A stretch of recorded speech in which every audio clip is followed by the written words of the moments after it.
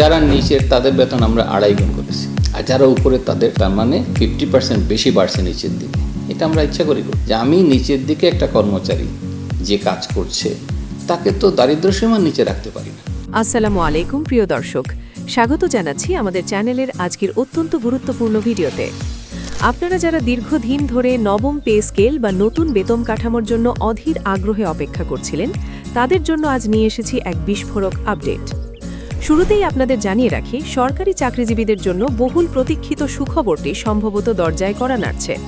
আমাদের কাছে আসা সর্বশেষ তথ্য এবং অর্থনৈতিক বিশ্লেষকদের মতামত অনুযায়ী নবম পে স্কেলের বাস্তবায়ন প্রক্রিয়া শুরু হতে যাচ্ছে খুব শীঘ্রই। সবচেয়ে বড় যে খবরটি এখন বাতাসে ভাসছে তা হল নতুন এই পে স্কেল কার্যকর হতে পারে 2 ধাপে, অর্থাৎ আংশিক বা 50% কার্যকর হওয়ার সম্ভাবনা রয়েছে এই জানুয়ারি মাস থেকেই, এবং পূর্ণাঙ্গ বা বাকি অংশ কার্যকর হতে পারে আগামী জুলাই মাস থেকে। আজকের ভিডিওতে আমরা জানাবো কাদের বেতন কতটুকু বাড়ছে, কেন নিচের দিকের কর্মচারীদের বেতন উপরের দিকের কর্মকর্তাদের চেয়ে বেশি হারে বাড়ছে, এবং ভিডিওর একদম শেষে আমি আপনাদের এমন একটি গোপন ও গুরুত্বপূর্ণ তথ্য দেব যা শুনলে আপনি চমকে যাবেন, যা এর আগে কেউ আপনাদের বলেনি। তাই না টেনে পুরো ভিডিওটি দেখার অনুরোধ রইল। প্রিয় দর্শক, আমরা সব সময় চেষ্টা করি আপনাদের সামনে বিশ্বস্ত এবং দালিলিক তথ্য উপস্থাপন করতে। আজকের এই ভিডিওর তথ্যের প্রধান উৎস হচ্ছে দেশের স্বনামধন্য গণমাধ্যম ৭১ টিভিতে প্রচারিত একটি বিশেষ সাক্ষাৎকার। সেখানে কথা বলেছেন বাংলাদেশ উন্নয়ন গবেষণা প্রতিষ্ঠান বা BIDS এর মহাপরিচালক ডক্টর AK এনামুল হক। তিনি নতুন পে স্কেল বা বেতন কমিশন গঠনের পেছনের কারিগরদের একজন, এবং তার বিশ্লেষণ থেকেই আমরা আজকের এই পুরো চিত্রটি পরিষ্কার করব। ৭১ টিভিকে ধন্যবাদ এমন গুরুত্বপূর্ণ একটি বিষয় জাতির সামনে তুলে ধরার জন্য। দর্শক, আপনারা জানেন বর্তমান বাজার পরিস্থিতিতে সংসার চালানো কতটা কঠিন হয়ে পড়েছে। 10 বছর আগে সর্বশেষ পে স্কেল হয়েছিল। এরপর মুদ্রাস্ফীতি, দ্রব্যমূল্যের ঊর্ধ্বগতি সব মিলিয়ে সরকারি কর্মচারীরা, বিশেষ করে যারা তৃতীয় ও চতুর্থ শ্রেণীর কর্মচারী, তারা আজ দিশেহারা। এই পরিস্থিতিতে ডক্টর এনামুল হকের মতো অর্থনীতিবিদরা যে রূপরেখা দিয়েছেন তা বাস্তবায়ন হলে কর্মচারীদের মুখে হাসি ফুটবে। প্রস্তাবনা অনুযায়ী এই বিশাল বেতন বৃদ্ধি সরকারের পক্ষে একবারে দেওয়া কঠিন হতে পারে, তাই কৌশল হিসেবে বেছে নেওয়া হতে পারে ধাপে ধাপে বাস্তবায়ন পদ্ধতি। অর্থাৎ মূল বেতনের বর্ধিত অংশের একটি বড় অংশ জানুয়ারি মাস থেকেই কার্যকর হিসেবে গণ্য হতে পারে, এবং এরিয়ার বা পূর্ণাঙ্গ সুবিধাদি জুলাই মাসের নতুন অর্থবছরের বাজেটের সাথে সমন্বয় করা হতে পারে। এটি নীতি নির্ধারণী পর্যায়ের একটি খুব স্মার্ট মুভ হতে যাচ্ছে। এবার আসি মূল অঙ্কে, কার বেতন কত বাড়ছে। ডক্টর এনামুল হক তার সাক্ষাৎকারে খুব পরিষ্কারভাবে একটি পরিসংখ্যান দিয়েছেন যা অত্যন্ত চমকপ্রদ। তিনি জানিয়েছেন এবার বেতন বৃদ্ধির হার সবার জন্য সমান হবে না। এখানে একটি বড় বৈষম্য কমানোর চেষ্টা করা হয়েছে। যারা নিচের দিকের গ্রেডে আছেন, অর্থাৎ 11 থেকে 20 গ্রেডের মধ্যে বা তার আশেপাশে, তাদের বেতন বাড়ানোর প্রস্তাব করা হয়েছে প্রায় 2.5 গুণ। হ্যাঁ, আপনি ঠিকই শুনেছেন, 2.5 গুণ, অর্থাৎ বর্তমান বেতনের চেয়ে 150% বেশি বৃদ্ধি। অন্যদিকে যারা উপরের লেভেলে আছেন বা উচ্চপদস্থ কর্মকর্তা, তাদের বেতন বাড়ানোর প্রস্তাব করা হয়েছে দ্বিগুণ, অর্থাৎ 100%। এখন প্রশ্ন হলো, কেন এই পার্থক্য, কেন নিচের দিকের কর্মচারীদের প্রতি এই বিশেষ নজর? ডক্টর AK এনামুল হক এর ব্যাখ্যায় বলেছেন, আমরা ইচ্ছে করেই এটা করেছি, কারণ নিচের দিকেই সমস্যাটা বেশি ছিল। দর্শক, বিষয়টি একটু গভীরভাবে ভাবুন। একজন সরকারি কর্মচারী যিনি রাষ্ট্রের কাজ করছেন, মাস শেষে তিনি যদি তার পরিবারের জন্য দুমুঠো ভাত জোগাড় করতে না পারেন, সেটা রাষ্ট্রের জন্য লজ্জার। ডক্টর হকের মতে, নিচের দিকের একজন কর্মচারী বেতন পাওয়ার পরেও যদি তাকে দারিদ্র্য সীমার নিচে বসবাস করতে হয়, তবে সেই বেতনের কোনো যৌক্তিকতা নেই। অনেকে হয়তো বলবেন, প্রাইভেট সেক্টরে তো এর চেয়েও কম বেতন দেয়। কিন্তু ডক্টর হক এখানে একটি শক্ত নীতিগত অবস্থান নিয়েছেন। তিনি বলেছেন, কারও অধিকার নেই এমন বেতন দেওয়ার যাতে মানুষ না খেয়ে মারা যায়। সরকার এখানে একটি স্ট্যান্ডার্ড বা মানদণ্ড সেট করে দিচ্ছে।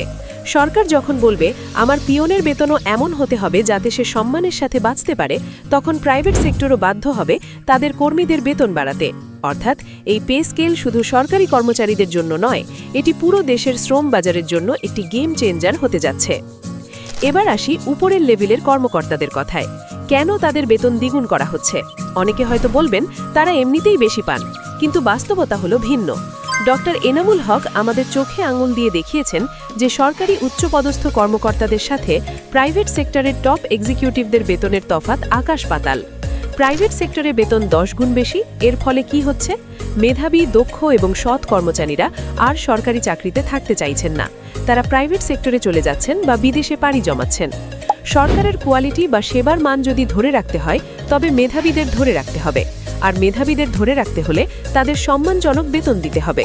320 জন টপ লেভেলের কর্মকর্তার যদি 4 গুণও বেতন করা হয়, সেটা সরকারের মোট বাজেটে খুব বড় কোনো প্রভাব ফেলে না, কিন্তু এর ইম্প্যাক্ট সুদূরপ্রসারী।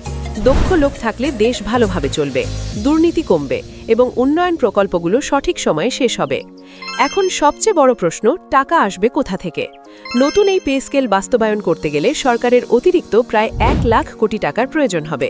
শুনতে বিশাল অঙ্ক মনে হলেও ডক্টর এনামুল হক মনে করেন এটি অসম্ভব কিছু নয়। আমরা প্রায় শুনি সরকারের টাকার অভাব, কিন্তু একই সাথে আমরা দেখি হাজার হাজার কোটি টাকার প্রজেক্ট নেওয়া হচ্ছে, যেখানে অপচয় হচ্ছে, লুটপাট হচ্ছে। ডক্টর হক খুব সাহসের সাথে বলেছেন, আমাদের $12 বিলিয়ন তো লুটপাটই হয়েছে। যদি দুর্নীতি কমানো যায়, অপ্রয়োজনীয় মেগা প্রজেক্টের নামে টাকার অপচয় রোধ করা যায়, তাহলে সরকারি কর্মচারীদের বেতন বাড়ানো কোনো কঠিন বিষয় নয়। বরং কর্মচারীদের পেটে ভাত থাকলে তারা দুর্নীতি থেকে দূরে থাকবে, যা পরোক্ষভাবে সরকারের আয় বাড়াবে এবং সেবার মান উন্নত করবে। ট্যাক্স বাড়িয়ে জনগণের উপর চাপ সৃষ্টি না করেও শুধুমাত্র সুশাসন এবং অপচয় রোধ করেই এই বেতন বৃদ্ধি সম্ভব। এখন আপনারা নিশ্চয়ই ভাবছেন, এত সব প্রস্তাবনা, কিন্তু গেজেট কবে হবে? প্রক্রিয়াটি এখন ক্যাবিনেট ডিভিশন বা মন্ত্রিপরিষদ বিভাগের হাতে। ডক্টর এনামুল হক এবং তার টিম তাদের বিস্তারিত গবেষণা এবং প্রস্তাবনা জমা দিয়েছেন। এখন একটি রিভিউ কমিটি এটি যাচাই বাছাই করছে। সাধারণত পে স্কেল বাস্তবায়ন প্রক্রিয়ায় কিছুটা সময় লাগে, কিন্তু বর্তমান রাজনৈতিক পরিপ্রেক্ষিত এবং দ্রব্যমূল্যের আগুনের কারণে সরকার আর দেরি করতে চাইছে না। সূত্র বলছে, আগামী বাজেটের আগেই এর একটা সুরাহা হতে যাচ্ছে, আর সেই লক্ষ্যেই জানুয়ারি থেকে একটি অংশ এবং জুলাই থেকে পূর্ণাঙ্গ বাস্তবায়নের গুঞ্জনটি এত জোরালো হয়েছে। এটি যদি বাস্তবায়িত হয়, তাহলে প্রায় 2 বছর পর পূর্ণাঙ্গ সুফল বা 1 লাখ কোটি টাকার ফ্লো সেটা মার্কেটে আসবে। প্রিয় দর্শক, কথা দিয়েছিলাম ভিডিওর শেষে আপনাদের একটি গোপন এবং অত্যন্ত গুরুত্বপূর্ণ তথ্য দেব, যা সচরাচর কেউ খেয়াল করেন না। নবম পে স্কেলের এই বিশাল বেতন বৃদ্ধির আড়ালে একটি বড় শর্ত লুকিয়ে রয়েছে, যা হয়তো গেজেটের ছোট হরফে লেখা থাকবে না, কিন্তু বাস্তবে প্রয়োগ হবে। গোপন তথ্যটি হল অ্যাকাউন্টেবিলিটি বা জবাবদিহিতা। ডক্টর এনামুল হকের বক্তব্যের গভীর বিশ্লেষণ করলে বোঝা যায়, সরকার এবার শুধু বেতন বাড়াচ্ছে না, তারা এবার পারফরমেন্স বা কাজের হিসাব চাইবে।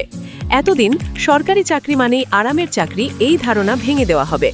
বেতন যখন প্রাইভেট সেক্টরের সাথে পাল্লা দিয়ে বাড়ানো হচ্ছে, তখন কাজের মানও প্রাইভেট সেক্টরের মতো হতে হবে। গোপন খবরটি হলো, আগামীতে সরকারি চাকরিতে এমন কিছু নিয়ম আসতে পারে, যেখানে নির্দিষ্ট সময় পর পর পারফরমেন্স অডিট হবে।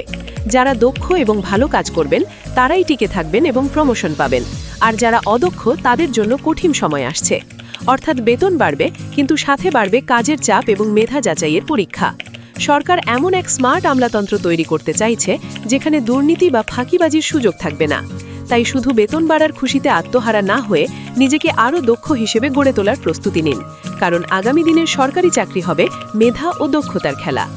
প্রিয় দর্শক, নবম পে স্কেল নিয়ে আমাদের আজকের এই বিশ্লেষণ আপনাদের কেমন লাগলো? আপনারা কি মনে করেন জানুয়ারি থেকেই এটি কার্যকর করা উচিত, নাকি জুলাই পর্যন্ত অপেক্ষা করা ঠিক হবে? আপনাদের সুচিন্তিত মতামত কমেন্ট বক্সে অবশ্যই জানাবেন। এমন সব অথেন্টিক এবং ব্রেকিং নিউজ সবার আগে পেতে আমাদের চ্যানেলটি সাবস্ক্রাইব করে বেল আইকনটি বাজিয়ে দিন। দেখা হবে পরবর্তী ভিডিওতে নতুন কোনো আপডেট নিয়ে। ততক্ষণ পর্যন্ত ভালো থাকুন, সুস্থ থাকুন। আল্লাহ হাফেজ।